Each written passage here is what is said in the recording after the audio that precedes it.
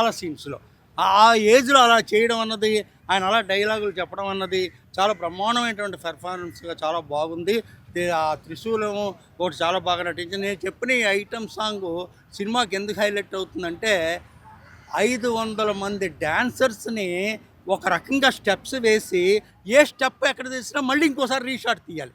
అలా కాకుండా ఆ సాంగ్ని ఎన్నో యాంగిల్స్లో కెమెరా పెట్టి తీసి దాన్ని బ్రహ్మాండంగా చిత్రీకరించారు. దానికి బాలకృష్ణ కూడా డ్రెస్సులు చొక్కాలు ఒక చొక్కా తీసి ఒక చొక్కా తీసి ఒక చొక్కా తీసి ఆ రకంగా మనకు తెలియదు అసలు ఈ షర్ట్ ఉంది, ఈ షర్టు తీసిన తర్వాత ఇంకో షర్టు తీస్తాడు అనేటటువంటిది మనకు తెలియకుండానే ఆటోమేటిక్గా ఒక 4, 5, 6 షర్ట్లు తీసేస్తూ ఉంటాడు. ఆ సాంగ్ చాలా హైలైట్ ఫీచర్కి. తర్వాత మ్యూజిక్ విషయం చెప్పాలంటే ఇది థియేటర్లోనే చూడాలండి. మామూలుగా ఇళ్లలో ఇప్పుడు మన ఈయన చెప్పినట్టుగా బొమ్మరావి చెప్పినట్టుగా ఇంట్లో ఏదో చూస్తే ఆ సాటిస్ఫాక్షన్ ఉండదు. దానికి కారణం ఏంటంటే థియేటర్లో ఆ త్రిశూలంతో బాలకృష్ణ గారు ఫైట్ చేయడం కానీ, లేకపోతే హైలైట్ షాట్స్ కానీ కొన్ని చాలా బాగా తీశారు. రాజకీయంగా చెప్పాలంటే 2, 3 షాట్స్ ఉన్నాయి. ఇండైరెక్ట్గా చెప్పాలంటే హెలికాప్టర్ పేలిపోవడం, ఆ హెలికాప్టర్లో చక్రం వచ్చి ఖండించడం, ఇవన్నీ కూడా కొన్ని ఇండైరెక్ట్గా మనకి తెలుసు కదా, రాజశేఖర రెడ్డి గారు హెలికాప్టర్లో చనిపోయారు కదా, అలాంటి షార్ట్స్ ఏవో కొన్ని రాజకీయంగా ఏవో ఇండైరెక్ట్గా చూపెట్టారు. అది మనం దాని గురించి ఎక్కువగా మాట్లాడకూడదు. అది అన్ఎక్స్పెక్టెడ్గా జరిగినటువంటి సంఘటన అది.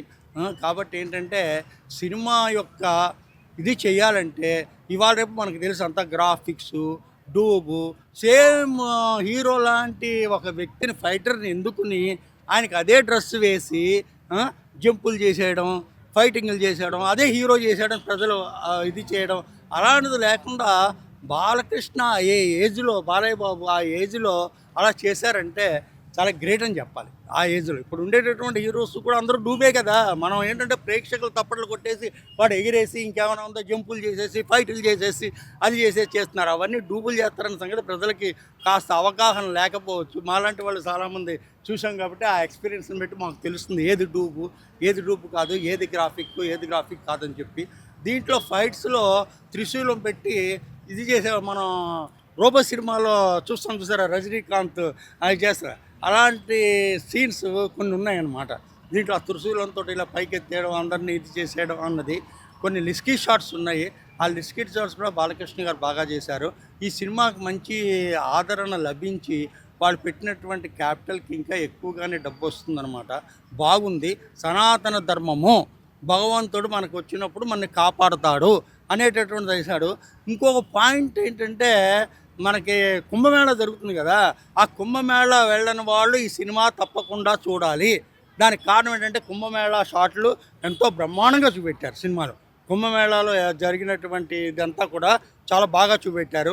ఆ కుంభమేళాలో నాకు నచ్చని విషయం ఏంటంటే కుంభమేళా అన్నది గంగానన్నది ఒక పెద్ద ప్రవాహం. దాంట్లో ఏదో ఇంత విషమో లేదో పాయిజనో లేకపోతే ఒక డ్రమ్ము నీళ్లు కలిపినంత మాత్రాన గంగానదికి ఏం కాదు. అది చెరువులోనో లేకపోతే ఏ ట్యాంకులోనో కలిపితే దాని ప్రభావం చూపెట్టచ్చేమో, కానీ అంత పెద్ద గంగానదిలో వచ్చి ఒక చిన్న విషయం కలిపేస్తే దాంట్లో కొంతమంది ఇదైపోతారన్నది ఏదో వీళ్ళు ఒక చిన్న పాయింట్గా తీసుకున్నారే తప్ప అదంత ప్రభావం అయింది కాదు. గంగానది ఎన్నో కొట్టుకెళ్ళిపోతూ ఉంటుంది. ఎంతమంది మనకు తెలియదు గంగానది ఎలా కొట్టుకెళ్ళిపోతూ ఉంటుంది. తెల్లారులేస్తే పెద్ద పెద్ద సవాళ్ళంటూ అన్నిటి కొట్టుకెళ్ళిపోతుంటుంది. అలాంటిది ఈ విషవాయు గంగానది ముందు ఏమైనా పనిచేస్తుందా? అదే పని చేయదు అనమాట. హాయ్ అండి, this is actor Suman. So వీటీవీని లైక్ చేయండి, షేర్ చేయండి, సబ్స్క్రైబ్ చేయండి. Hi hello, I'm Shashirekha, miss India. So వీటీవీని లైక్ చేయండి, సబ్స్క్రైబ్ చేయండి, షేర్ చేయండి. ఏమైనా డౌట్స్ ఉంటే కామెంట్ బాక్స్లో కామెంట్ చేయండి. Thanks for VTV.